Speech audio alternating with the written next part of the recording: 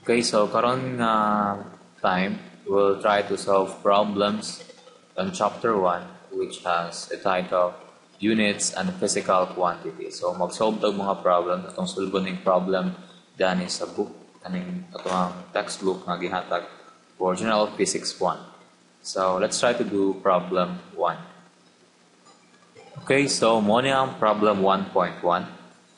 The standard kilogram is a platinum iridium cylinder, 39.0 millimeters in height and 39.0 millimeters in diameter. Question is, what is the density of the material? So, ito din nga problem all about. Na daw kay kanang standard kilogram. Kanang standard kilogram, mauna siya ang ato ang ginabasihan kung unsa gid ay ang isa ka kilogram nga weight. Ginakep na siya sa lugar sa France siguro, sa SI na headquarters para muna itong basihan kung sa unsa gid ang tinuod na isa kilogram. So made up na siya of platinum iridium cylinder. So it's a cylinder, so may formal cylinder. Okay, to draw a cylinder. So please bear with my drawing kay dili kay kumayo mag-draw. So the cylinder ang anang yang forma, okay, sa platinum iridium, meaning it's made of an alloy. Alloy sila sa platinum o sa iridium na metal. Anang iyahang height is, ang height sa tuwang cylinder kay 39 mm.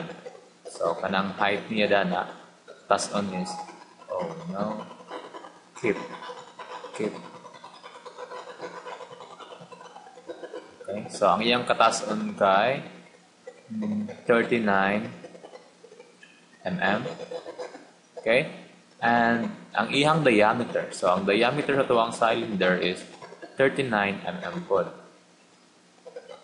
So ang diameter sa tuwang cylinder is 39, ang ihang height is 39.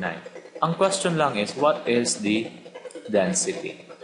So muna ito ang figure. Itong pangitaon na simple lang dahil what is the density of the cylinder, of the material. So kung atong pangitaon is density, unsa man atong solution.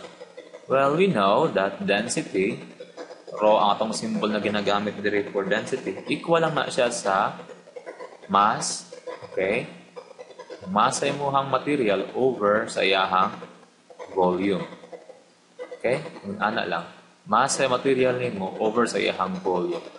So, kaniyang atong mga given, tagaan ta given na cylinder siya dahil ang iyang height kay 39, dahil yung diameter kay 39 this is millimeters. Dapat itong makuha kung pila ang volume ani. So, to solve for volume, so kaning V diri volume na siya. Okay na? Itong solvent primero ang volume. Well, volume is equal to, kung volume cylinder, unsa man ang volume sa cylinder, say formula. Ang formula kay area of the base, which is a circle, pi r squared times height of the cylinder, h. So diyan ato lang substitute ba? Pi, unsa man ang radius? Ang radius kay 39 ang diameter man na 39, so ang radius niya will be half sa diameter. So ang radius katunga lang daan mo man ang radius. Ikan dana pa ingon diri sa kilid. The radius, so katunga sa 39 will be naman 39 over 2 lang. 39 over 2. Okay? Square nimo na siya. Okay, squared times height. Pila ang height is, ang height is 39 mm. So kaniman ang height mo na siya ang height. So 39 millimeters. Okay. Meters. Diyan yung tanong na ito millimeters. Okay, na unit. So, ang answer bale, kung ito ng solvent will be, so, ang answer kay 93,178.067.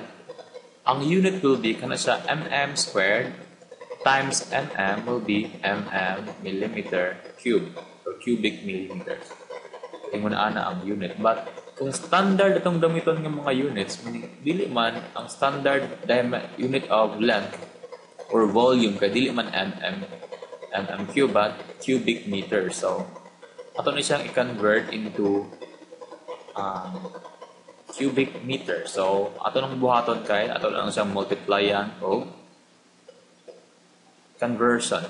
So, dapat ang mm nasa baba, okay? Millimeter nasa baba, pataas kay meters.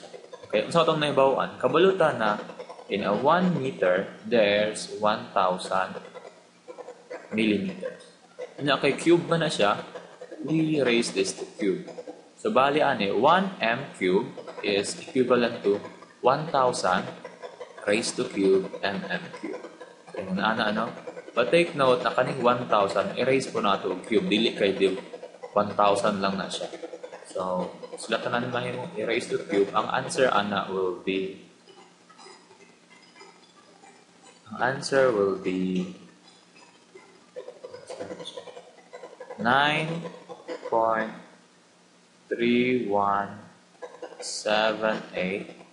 times 10 to the negative 5 meters cube. Okay, cubic meter. So, mo ni ang volume karon nga na solve. Standard SI unit. Well, ang uban, ang ilang ginabuhat para di na sila mag-convert ng anong kalayo. Sa given pa lang, ang 39 millimeters, convert nila into meter. Pwede po na. Kung ato ng buhaton, kani, dili na 39 na mong ibutang, but maybe 0.039 millimeters na. Then, para pag-abot ni mo dire, di na kailangan pa mag-convert ani. Convert na ni mo daan. Pero, pareho lang yapon ang answer. Now, solve mo na to ang volume.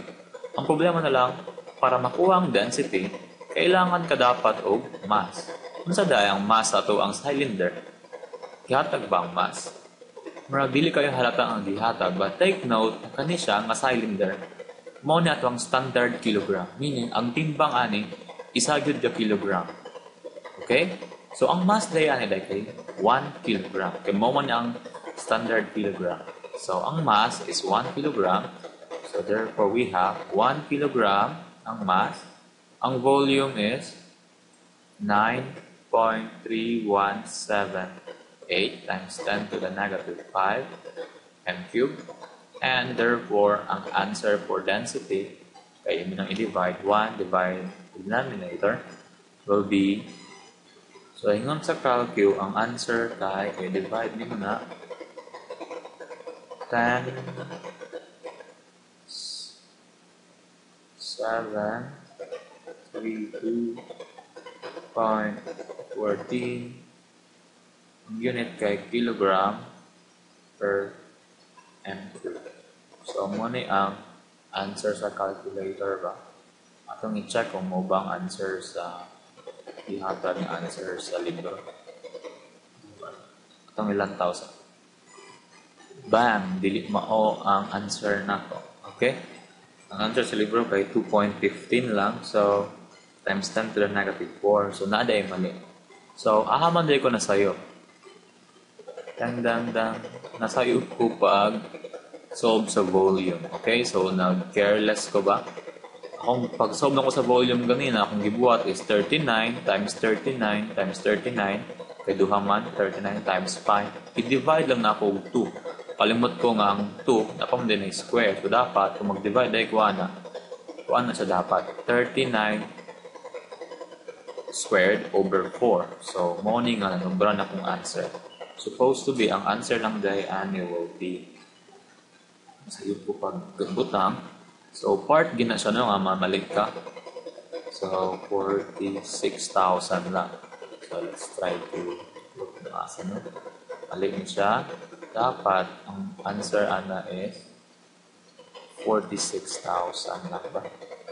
Anyway, okay lang nang mamali ka basta sa pag-try pa ni solve na mali na ka. Dili sa exam na. So, 5, 8, 9. So, dapat mag-review juga kung na mali or dili magdangat-dangat.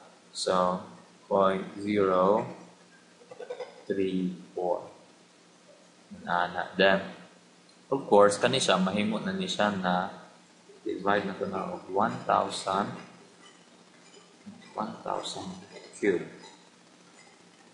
Divide na siya 1,000 cube.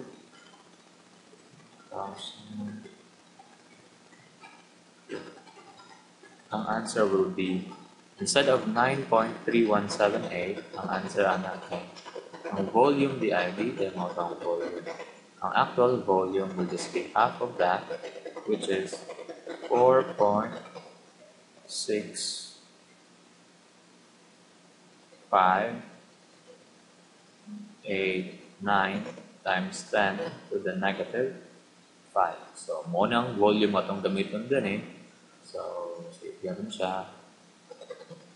Answer lang dapat diri kay 4.6589, and we will be getting an answer which is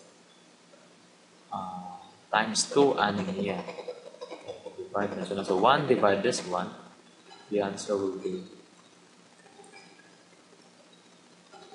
so tama na din. Okay, salamat. Tama na. Okay, so instead of this, ang answer will be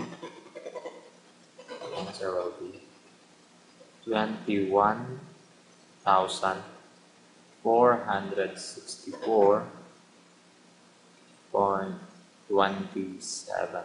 or 0.3 kilogram per m3.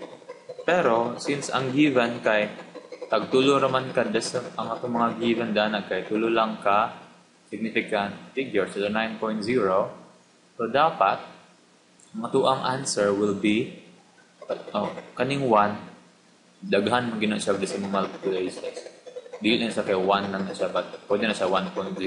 So atong ginabantayan diri kaning 39 kay duha lang katulong significant figure. So atong final answer raw atong i-express into 3 significant figures. So atong siyang i-express as scientific notation. So tulo lang. So we'll be having 2.15.